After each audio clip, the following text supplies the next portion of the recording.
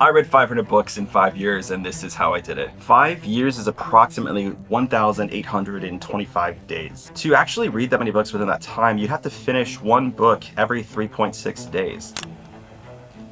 I got to this point in my life where I realized I wasn't very good at making decisions, so in order to get better at them, I knew I had to increase my intellect. Diving right into it, I knew I had to read widely, so I'd read anything from economics, philosophy, pop science, and a lot of fiction later in this journey. The point of what I was doing was to make myself as versed as possible and to change my mode of thinking. By the end of this video, I'll show you exactly what I did to achieve such a monumental challenge, how difficult it was, what said challenges were, and I'll answer the question, was it even worth it in the end? With that being said, let's get into point one.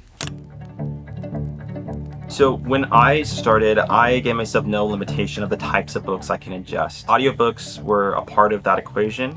Same with any kind of course like the great courses. When you start something like this, you really want to start as strong as possible. A lot of people will overcommit to challenges they really can't endure. For me, I kind of thrive off of getting more done as quickly as possible rather than starting small and working my way up. In order to meet 100 books a year for the next 5 years, what I would have to do is I'd have to consume about 2 to 3 books a week. On average, it should come out to anywhere between 8 to 10 books per month. And so by the end of that year, I should have anywhere between an average of just shy of 100 books that year. But instead of trying to keep with the mass of the week and it doesn't really come out the way you want it to, I wanted to overextend my reading limit. So what I would do for the first 10 days, I ended up reading about 15 books. Now that's way over my limit I was supposed to read that week. But what it did was it gave me a huge morale boost. I felt like what was a monumental challenge that I didn't even know if I can do seemed so much easier than before. Something that was so far in my reach is now within grasp,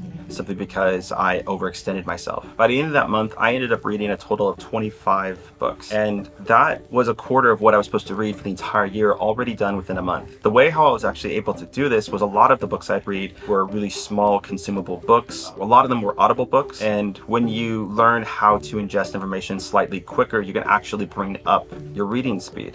Now, I'm gonna come back to this later in the video, but this is something that absolutely helped the challenge that I was facing. And it wouldn't just be the size of the books that I'd start with. I'd even start with books that were intellectually a little more easy to manage. A lot of the first books I read, I remember being Malcolm Gladwell's books. What the Dog Saw, Blink, The Tipping Point, David and Goliath. These books are, by his words, written at an 8th grade level, but with the concepts of a highly educated professor. By doing this, he was able to reach a wider market, given that most people simply wouldn't know a lot of the words he probably would like to use to prove how impressive his verbiage is. So that way the ideas that he has would reach more people, which is to him way more important than proving how smart he was. That for me made it easier to read, remember, and get through it quickly. I did find that with a lot of writers, they like to use unnecessarily difficult vocabulary just to prove they had the vocabulary at their disposal. I didn't find it any more valuable than something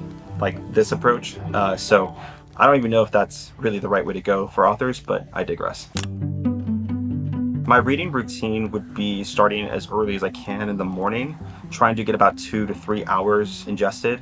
I would walk for an hour, read an audiobook, wake up in the morning, make breakfast, make coffee. For that hour, I would get 2 hours in, and hopefully I have enough time to physically read a paperback or hardcover. And again, I'd intentionally choose books that were either smaller or easier to ingest. And by this, I was able to get much more done than I would have if I started with, say, I don't know, Nietzsche or Kant or someone that was more philosophically difficult to comprehend.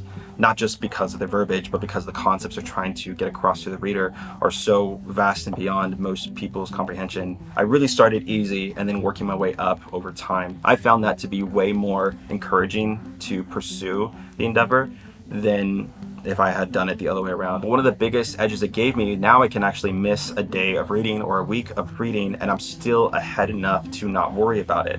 But when I did miss it, I go back and double down and try to read way more than I normally would to keep myself ahead. This was without a doubt one of the biggest strengths when it comes to reading so many pages over a long period of time. This is a psychological tactic that's done for a lot of people to help keep to a routine, just making it as easy as possible, but trying to feel like you can get ahead as far as possible simultaneously. When you do both of these things, you feel like what you're doing is not as hard as you thought it would be, and you're actually way better at it than you thought you were. This, for your morale, will take you way farther. The moment you start and you miss a reading day and you're reading at a normal level, you're already thinking to yourself, I can even do this for a couple days. How am I supposed to achieve this over given a couple years? Without a doubt, starting strong was a phenomenal strategy for me when it comes to doing something like this. Point 2, make it a routine. Can you remember the first time that you brushed your teeth? You'll probably say no. I have no idea what it was like. But if you ever try to teach a child how to brush their teeth, they find it really difficult. They don't want to, they seem very unwilling to learn, and they don't even care about the value of it in the long term. All they know is it's annoying, it's hard, I don't want to do it. But now that you're an adult and you brush your teeth, you don't even notice it anymore. It's weird, actually, if you don't do it. That is the power of routine. I learned this from the book, The Power of Habit. When you give yourself a task that is so simple and so easy to do and just don't stop doing it, regardless of whether you feel like it or not, you get to a point in your journey where it feels strange if you don't do it. And reading for me was no different. If I would go through the day and not read something, or if I go through a week and not finish a book, it feels strange. No, I have to finish a book now. And for me, this took about 3 months in for it to get to this point. It took a little longer than I thought, but I definitely felt like it was beyond my ability to push myself. It just became habit.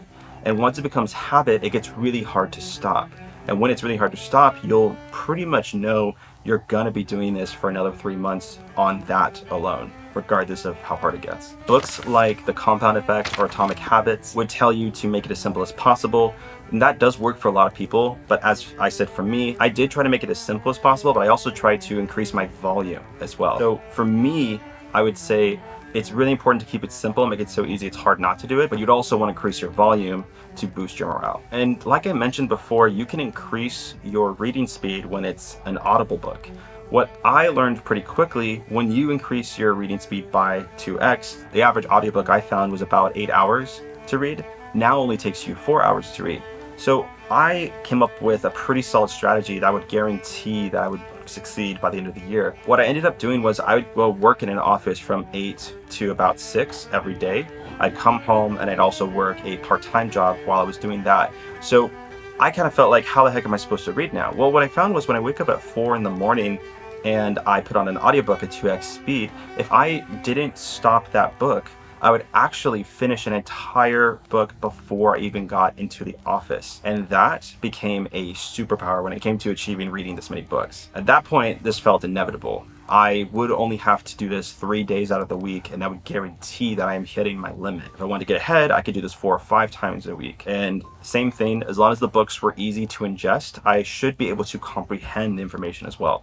Now, something that probably a lot of people were thinking at this point in the video, yes, impressive, you've got through a lot of pages, you've listened to a lot of people read to you, but how did you comprehend any of this information? Really, really important steps that I took to make sure I wasn't just glancing over words good, that I was actually applying the information intellectually and comprehending it. What I would do is I would give myself outlines I'd have to write to make sure I understood the information that I was reading, as well as I'd ask friends and family, roommates, colleagues to kind of quiz me on what I learned to make sure I could explain it to them simply. And if I couldn't explain it to them simply, I'd have to go back and pretty much reread what I just read, which would severely hold me back in completing this challenge. Because of that, I made sure every time I was done reading that I remembered what I was reading. A book that I actually read that was really helpful on this was Make It Stick.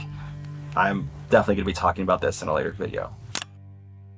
Now that I knew what to do, how to do it, now all that was left was to commit. This got really challenging really quickly.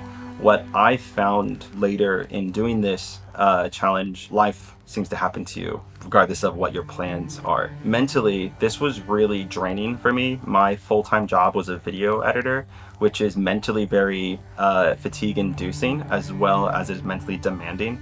So having to do that all day to also read next to it would mentally drain me pretty much throughout the entirety of the day. And once I got done from that job, I go work my part-time job, which was also editing for another YouTube channel. I definitely don't recommend doing this if you have a mentally demanding job, but I knew if I didn't do this, I would never learn how to make better decisions. I would never grow my intellect, and I would feel like I would never even grow as a person. I was pretty much stuck with, I have to do this, and I don't care how hard it is, and I don't care how much it would mentally drain or hurt my head physically. Granted, I don't encourage anyone to put aside their mental health. I just felt like I didn't have any other option at that point. That was really hard, but I was determined to follow through with this no matter what at this point. Now for the final point of the video, was it worth it? I never thought about quitting, but it definitely got really difficult. In the year of 2020, obviously COVID happened to everyone, and you would think that would make it easier to finish books. And to a degree it was, but the isolation made it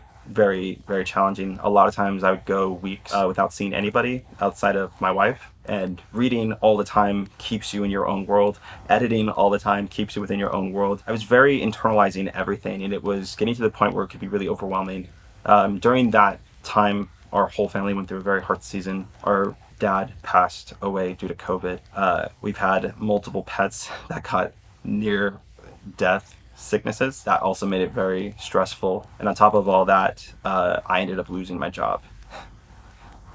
We had a fire break out and we were forced to evacuate. And in the middle of all of that happening, my wife's family were all in the ICU also due to COVID. I think anyone would quit anything at that point. Just whatever they were working on wasn't worth pushing through with all this at the same time. And I thought so too. I actually went back to the stuff that I read in these moments. When I read Man's Search for Meaning, I realized Viktor Frankl endured something much harder than I ever will in my entire life. And the lessons that I learned from the book only helped me endure it. When I read Anne Frank's diary, I truly knew what the meaning of powerlessness was, but I was not in that situation at all. No matter how hard it was for me, I'm always in a position of power. That gave me encouragement that I didn't know I would need. And when I read Gandhi, I learned from mere willpower alone, not only can you change your own life and your own circumstance, you can change the world too. I thought it would simply grow my IQ or increase my intellect and open my options and help myself make better decisions. But by the end of this, I found myself growing as a person. I was able to endure so much more than I thought. And all this came just from the power of reading words on a page of people who came before us. I wasn't just growing my ability to make good choices, growing my ability to endure life's difficult challenges. I was even able to change my worldview and perspective on life itself. And it's not that they got easier, it's that I was simply getting stronger. I would say if this is something you're considering yourself, this is definitely not for the faint of heart, but it is for those who want to improve their personal life as well as challenging their worldview. And I promise you, no matter what challenges you might face or what you're going through, with enough perspective, knowledge, and perseverance, it will get better, one page at a time.